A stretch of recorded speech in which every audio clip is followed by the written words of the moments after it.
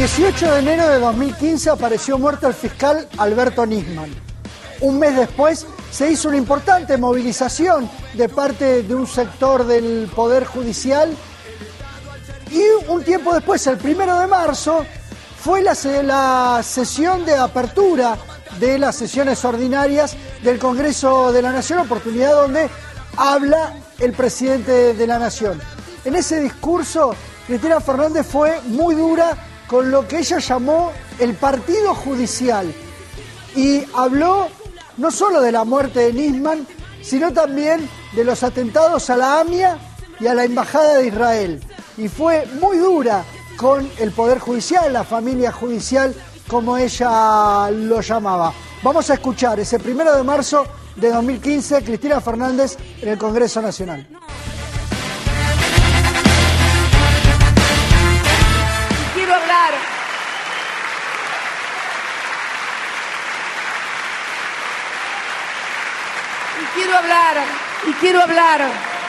Quiero hablar, como dice el senador Morales, para volver al debate de la división de poderes. Este Congreso sancionó hace años, con amplísima mayoría, una ley de medios. Fue judicializada con medidas cautelares, con juicios de fondo, de forma hasta que finalmente la Corte Suprema la dejó y la declaró constitucional. Hoy está vuelta a ser suspendida por esa suerte de derecho cautelar deliberé que se ha creado en un sector, no en todos, porque sería injusto si generalizara, en un sector del Poder Judicial que se ha convertido en un partido. Porque hay que ser independiente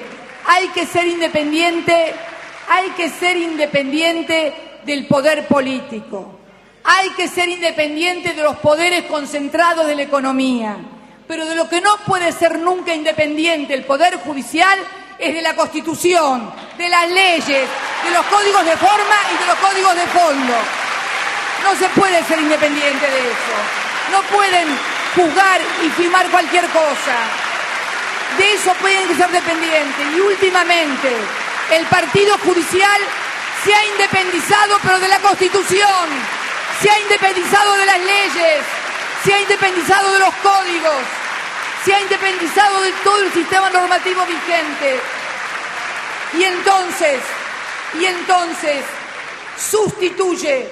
sustituye lo que es una función específica del Poder Ejecutivo votado por el pueblo y también de ustedes. El Poder Legislativo sustituye también una voluntad que es la del Poder Legislativo.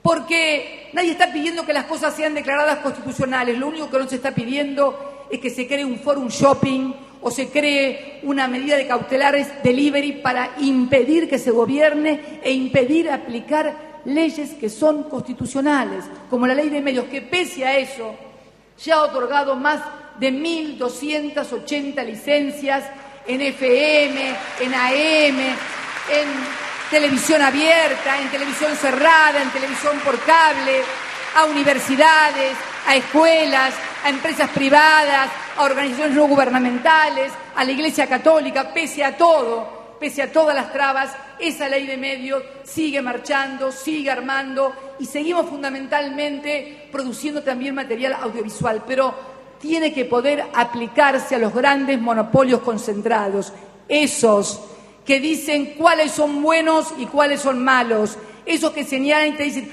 esta condena, sí, esta condena como esa fulanito está buena, pero esta absolución como esa menganito está malo. Eso es no respetar la división de poderes, eso es no tener independencia de los poderes fácticos, de los poderes concentrados económicamente. Dicho sea de paso también, y no puedo dejarlo porque muchas causas, no solamente la AMIA, sino la causa Malvinas, es una causa que siempre he sentido profundamente y respeto absolutamente el fallo de la Corte Suprema de Justicia de la Nación porque corresponde hacerlo, pero me solidarizo con todos los combatientes de Malvinas que pretendían que se juzgaran los vejámenes y las torturas que habían sufrido cuando fueron a pelear por la patria y se les negó la personería o se les negó la posibilidad de hacerlo. Yo espero que vayan a la Corte Interamericana de Derechos Humanos. Estoy segura que van a ser atendidos, porque no podemos pasar por alto la tortura y los vejámenes que sufrieron nuestros combatientes en Malvinas cuando fueron a dar la vida por la patria, por todos nosotros. No se puede olvidar eso. Debía decirlo, lo sentía, porque fui una de las grandes batalladoras por los derechos de los combatientes. Fui la senadora que impulsó precisamente la pensión cuando me tocó ser senadora de la Nación para que los combatientes de Malvinas pudieran cobrar lo que hoy cobran. Por eso me siento profundamente conmovida y realmente creo que deben ir a la Comisión Interamericana de Derechos Humanos para reclamar por esas torturas y esos vejámenes. No pueden quedar impunes. Justicia y derechos humanos. Bien. Varios temas que abordar aquí. Pueden bajar los carteles porque ya los vi, voy a hablar. Pensaba hablar, no necesito de la AMIA, no necesito carteles para hablar. Hablo de la AMIA desde 1994. A los que me ponen cartelitos,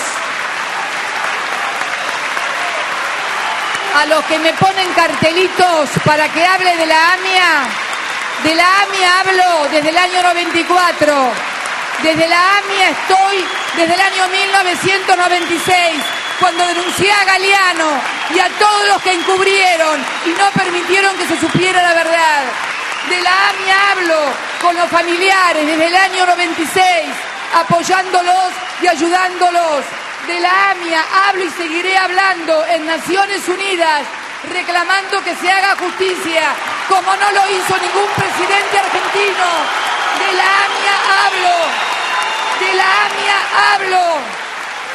De la AMIA hablo, diciendo que se quiere demorar el juicio de encubrimiento desde el año 2002 de autoridades argentinas, de los servicios de inteligencia que cubrieron y encubrieron y no permitieron que se supiera la verdad. Han pasado 21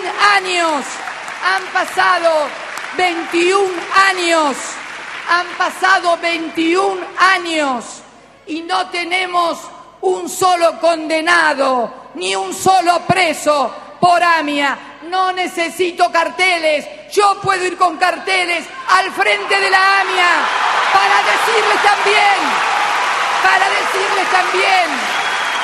para decirles también que un expresidente de la DAIA, Rubén Beraja, encubridor y vaciador de bancos, presidente de la AMIA, está procesado en juicio oral por haber traicionado su religión y asociación. No me vengan a hablar de la AMIA.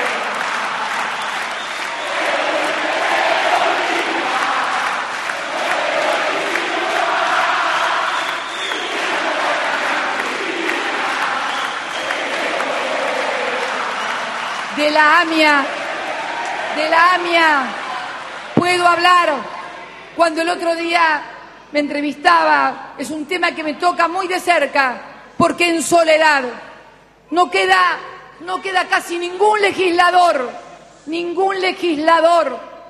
de los que integramos la comisión bicameral de la AMIA desde el año 1996 al 2001, donde en soledad, en absoluta soledad, me tocó firmar un dictamen diciendo que era una vergüenza lo que se había hecho y que después confirmó en una sentencia donde se demolió el fraude procesal que había hecho el juez Galeano en esa causa, fraude estafando a los propios familiares y a las víctimas.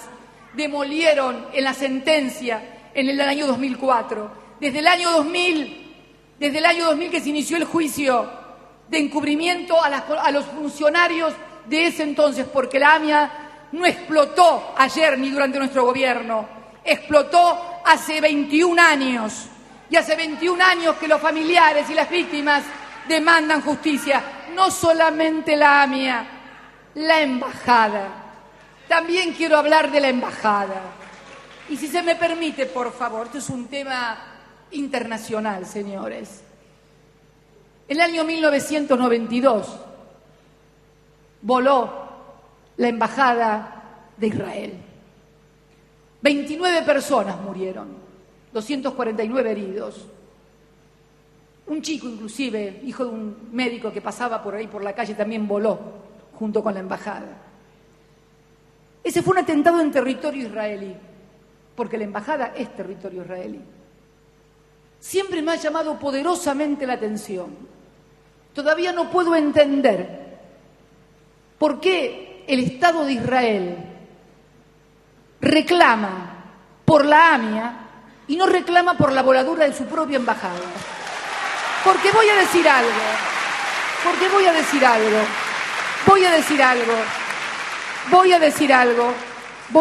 algo, que nadie se confunda. La AMIA no fue un atentado contra los judíos, como vi en la solicitada el otro día.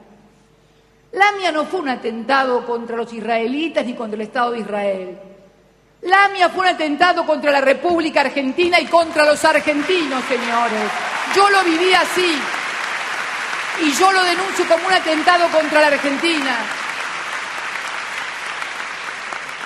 Y es necesario, tal cual lo dije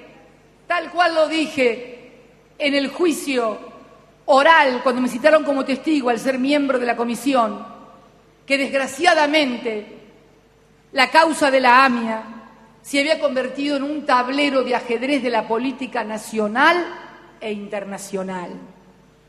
Y tengo más que elementos para decirlo. Porque esto que llama la atención, que nadie hable del atentado de la embajada, que no pudo ser tratado por jueces comunes, porque al tratarse de una embajada es materia específica, excluyente y exclusiva de la Corte Suprema de Justicia de la Nación.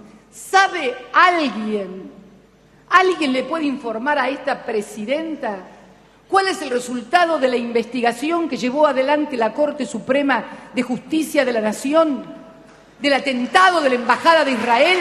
¿Quiénes son los condenados? ¿Cuáles son los procesados? ¿Qué fue lo que pasó? ¿Me puede informar por qué el Estado de Israel no reclama por la embajada? Y a la justicia o al Poder Judicial de mi país le pido que el juicio de encubrimiento, el otro día la gente de Memoria Activa me decía por qué yo no había impulsado el enjuiciamiento o el juicio oral de la causa encubrimiento, que se llama AMIA 2, en la cual están enjuiciados expresidentes, extitulares de la CIDE, policías federales, funcionarios, etcétera, etcétera. Muy simple, porque la Corte, la actual Corte, decidió que este juicio, por eso los cartelitos de la AMIA habría que dirigirlos más para algún otro sector, la Corte Suprema decidió, y esto se lo dije a la titular de Memoria Activa, la Corte Suprema decidió que ese juicio podía esperar, el juicio de encubrimiento, que ya data del año 2000, 15 años tiene de antigüedad el juicio. Cambió, 12 jueces se recusaron, porque decidió que antes que ese juicio debía tratarse otro juicio oral, que era el del accidente de Once. Entonces, me preguntaba la titular de Memoria Activa, porque yo no había hecho nada, ¿y cómo se le ocurre que yo voy a ir ante la Corte a quejarme de que primero se inicie el juicio por el accidente de Once que antes que el juicio de AMIA? ¿Qué es lo que iba a decir toda la oposición con los diarios a la cabeza? Utilizan AMIA para no hacerse cargo de la tragedia de Once, pero quiero decirles a todos, absolutamente a todos los argentinos y a todos los familiares, que si hay demoras en el juicio de encubrimiento por la AMIA, miren para otro lado. Para este, no. Para este, no. Por ser un sistema basado en la esclavitud, mentir es su gran virtud.